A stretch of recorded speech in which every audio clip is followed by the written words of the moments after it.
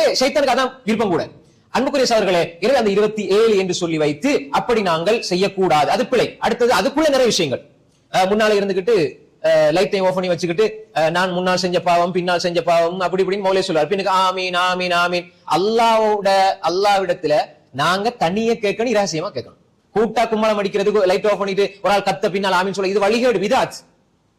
ஏண்ட பாவத்தை யா அல்லாஹ், ஏண்ட பாவம் உனக்கும் எனக்கும் தான் தெரியும், யா அல்லாஹ் எந்த பாவத்தை நீ மன்னிச்சிரு யா அல்லாஹ் நான் தான் அல்லாஹ்ட்ட கேட்கணும். அவர் கேட்கறதுக்கு அவருக்கு மட்டுமா அல்லாஹ் சொந்தக்காரன்? அவர் கேட்டா மட்டுமா அல்லாஹ் பதில் சொல்லுவான்? மௌலவி தான் கேட்கணுமா? சில பொழுது மௌலவியை விட ஆலிமை விட ஒரு சாதாரண பாமர மனிதன் அல்லாஹ்விடத்தில் நெருக்கத்துக்குரியவனா இருப்பான். அல்லாஹ் தான் தெரியும். அது தோற்றங்களை வச்சு அல்லாஹ் மனிதன் உள்ளத்துக்கு இட போடுறது இல்லை, மனிதன் அமல இட போடுறது இல்லை. அப்ப எனவே சில பொழுது என்ன துவா கபூலாகாம இருக்கும், முன்னால் இருக்கிற ஒரு மனிதனுடைய துவா கபூலாகும். அப்ப எனவே ஒவ்வொருத்தரும் துவா கேட்கணும், தனித்தனியா துவா கேட்கணும். நான் செஞ்ச பாவம் எனக்கு மட்டும் தானே தெரியும். அவர் யா அல்லாஹ் நாங்க செஞ்ச பாவத்தை பிரகடனப்படுத்தப்படாது. ரசூலுல்லாஹ் சொன்னாங்க குல்லு உம்மத்தி முஆஃபன் லில் முஜாஹிரீன்.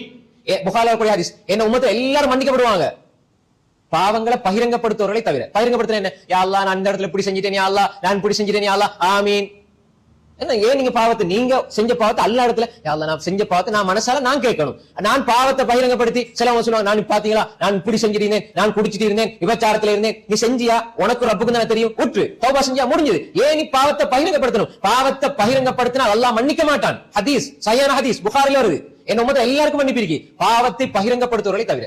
சர்வசாதாரணம் இன்றைக்கு தௌபாண்ட பேர்ல அது நடக்குது. சில பொழுது யா அல்லாஹ் நாங்கள் இப்படி செய்து விட்டோம், யா அல்லாஹ் உனக்கு தெரியாம நாங்கள் இப்படி செய்து விட்டோம், யா அல்லாஹ் சிறுபிராயத்துல இப்படி செய்தோம், யா அல்லாஹ் ஏன் உனக்கு, ஏன் நீ சொல்லணும் சமூகத்துக்கு? அதை வேற இப்ப லைவ் டெலிகாஸ்ட் பண்றாங்க.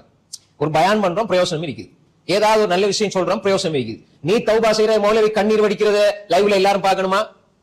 தௌபா அதாவது கண்ணீர் வர வைக்கக்கூடிய தௌபா நிகழ்ச்சி, விசேட துவா பிரார்த்தனைன்னு சொல்லி லைவ்ல டெலிகாஸ்ட். அங்க முன்னுக்கு போனை வச்சுக்கிட்டு இங்க ஆமீன் சொல்லி இருக்கிறாங்க, பின்னால் ஆமீன் சொல்லி சிலர் என்ன செய்யறாங்க, அவரு சொல்றதெல்லாம் உலகம் முழுக்க தெரிய வருது. தௌபா இது ஒரு கேலி கூத்தா மாத்திர மாதிரி இல்லையா? அப்ப எனவே இந்த ஒரு ஃபார்மட் வடிவம் என்பது பிழை, தவறு. நாம் அந்த நிலைக்கு போய்விடக்கூடாது.